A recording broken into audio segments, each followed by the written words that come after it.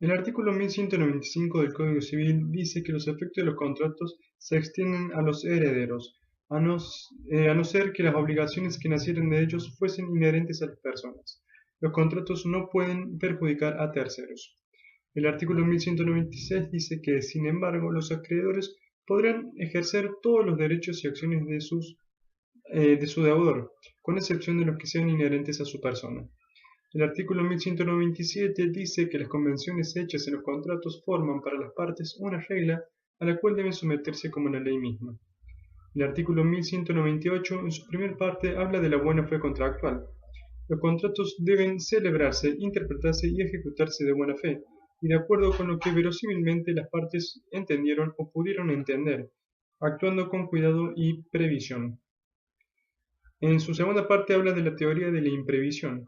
En los contratos bilaterales conmutativos, si la prestación a cargo de una de las partes se tornara excesivamente onerosa por acontecimientos extraordinarios e imprevisibles, la parte perjudicada podrá demandar la resolución del contrato. El artículo 1199 dice que los contratos no podrán oponerse a terceros ni invocarse por ellos.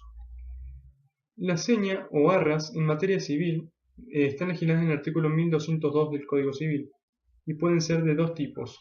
Penitenciaria, si se entrega la seña y se arrepiente quien la entrega, pierde esa seña, pero si se arrepiente el que la recibe, debe devolver el doble de lo que recibió. Y confirmatoria, la seña es a cuenta de la celebración del contrato. En materia comercial, está legislado en el artículo 475 del Código de Comercio y siempre es confirmatoria, es decir, no les permite a las partes arrepentirse del contrato. Sin embargo, las partes pueden establecer la posibilidad de arrepentirse, pero debe ser en forma expresa y en una cláusula especial.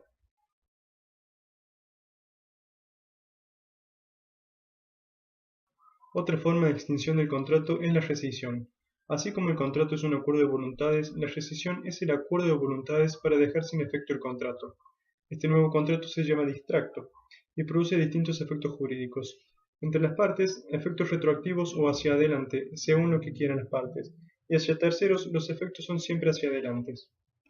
La resolución implica dejar sin efecto el contrario, pero no por un acuerdo entre partes, sino por la voluntad de una de ellas, basado en una cláusula interpartes o en la ley. Tiene efectos retroactivos que no perjudican a los terceros de buena fe. Por ejemplo, el pacto comisorio, la condición resolutoria, el plazo resolutorio, la imposibilidad de cumplimiento, etc. En la revocación se extingue el contrato por la voluntad de una de las partes por cualquier causa. Tiene lugar en las liberalidades como la donación y lo que tienen como elemento la confianza, como el mutuo y el fideicomiso.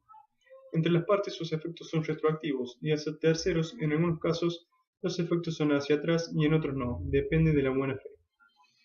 La nulidad no es una forma de extinción como tal, sino una sanción impuesta por la ley para privar de efectos naturales a los contratos viciados o defectuosos al momento de su celebración. Tanto la caducidad como la prescripción tienen en común el transcurso del tiempo. La prescripción es la adquisición o extinción de un derecho por el transcurso del tiempo. En materia comercial, las cosas muebles se adquieren por el plazo de 3 años, aun siendo perdidas o robadas, y no existe la posibilidad de interrumpir o extinguir la prescripción. La caducidad es un elemento jurídicamente distinto. En la caducidad, yo soy el titular de un derecho, por ejemplo un pagaré a la vista, y tengo un plazo para ejercerlo. Si no ejercito esa facultad en el plazo determinado, pierdo esa capacidad. En la prescripción los plazos los impone la ley, mientras que en la caducidad los pueden establecer las partes.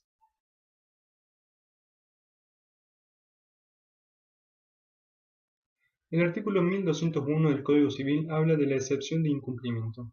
En los contratos bilaterales, una de las partes no podrá demandar su cumplimiento si no probase haberlo ella cumplido u ofreciese cumplirlo, o que su obligación es a plazo. El pacto comisorio en materia comercial es el instrumento jurídico que permite la ruptura del vínculo contractual cuando, por el incumplimiento de una de las partes, se hace para la otra inconveniente mantenerlo o pierde sentido reclamar la prestación. Permite a la parte cumplidora dejar sin efecto el contrato por el incumplimiento de la otra, siempre que se trate de contratos bilaterales. Se diferencia de la condición resolutoria ya que ésta se trata de un hecho futuro e incierto, que no depende de la voluntad de las partes. El contrato se resuelve y produce efectos hacia el futuro, dejando firmes las prestaciones cumplidas a la fecha, a diferencia de la rescisión.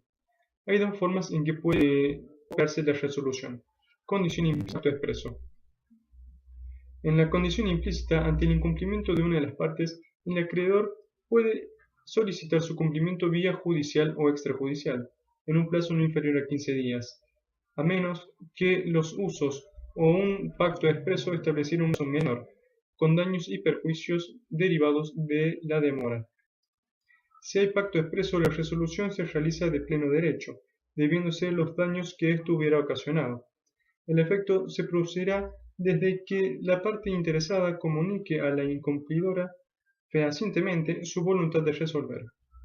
Hay dos casos especiales en el pacto comisorio: los contratos de compra-venta mercantil y la ley de sociedades.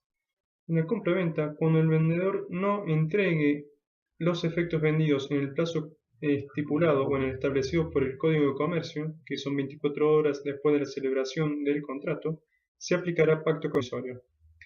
Si el vendedor no cumple con la entrega por una circunstancia que no le es imputable a él, no se le puede imputar responsabilidad alguna, debiendo devolver el precio sin la posibilidad del cobro de intereses.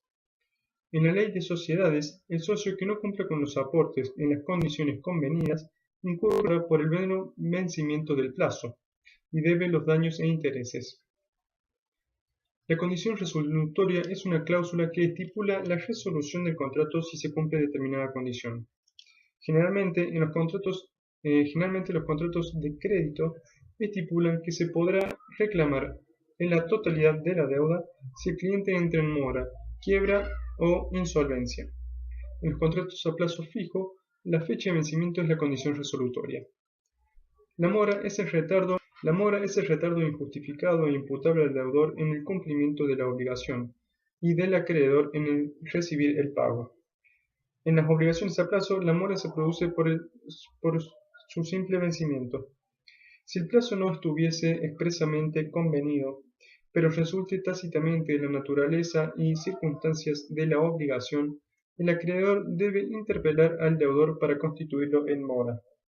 Para eximirse de las responsabilidades derivadas de la mora, el deudor debe probar que no le es imputable. Los intereses son las ganancias de la circulación del capital y el fruto natural del dinero. Hay intereses de distintas clases. Moratorios son aquellos que resultan del incumplimiento de la obligación. Se deben aunque no se hubiesen convenido y tienen su origen en la mora del deudor. Compensatorios corren por acuerdo entre partes y se entienden como un importe pactado en compensación por el uso del dinero. Si no se han convenido, no se deben. Punitorios es una evaluación anticipada de los daños y perjuicios, entrando en lugar de la indemnización. Deben estar acordados en forma expresa. Sancionatorios los establece un juez por una inconducta dentro del desarrollo del proceso, tendiente a dilatar el cumplimiento de una obligación. Los jueces podrán imponer, a favor del titular del derecho, condenaciones de carácter pecuniario, a quienes no cumplieron deberes jurídicos impuestos en una resolución judicial.